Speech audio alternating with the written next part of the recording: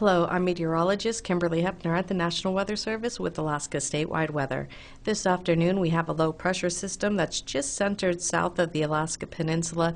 This had pushed a front into the southern areas of the Gulf earlier and now is extending up into the central areas of the Gulf and back towards the Kenai.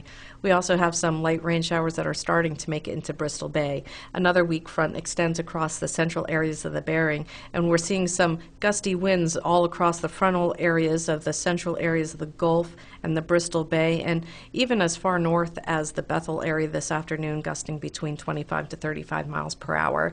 Also, that north to easterly flow becomes more northerly as you head towards the western areas of the Bering on the backside of this low pressure system. Light rain activity is occurring along the front and will continue into the overnight hours, with winds increasing across the southeast as that low pressure system makes its way towards the Dixon entrance. So expect those gusty winds across the inner channels of the southeast and offshore flow beginning to increase across the coast, the southern coastal areas of the state. Now we also have some gusty winds this afternoon and will continue tonight across the northern coastal areas, along with some patchy fog conditions. A cold front will be sagging into the northern coastal areas from the Arctic, and that'll begin to push very slowly through the day on Thursday. Main concern will be some gusty conditions across the Alaska range as the offshore flow begins to increase, and also the channel to rain along the coast there.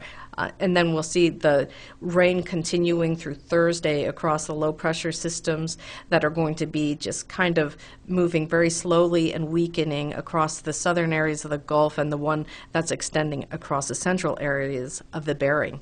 Now these low pressure systems will be weakening into Friday as high pressure begins to bring a drier, colder air mass across the state.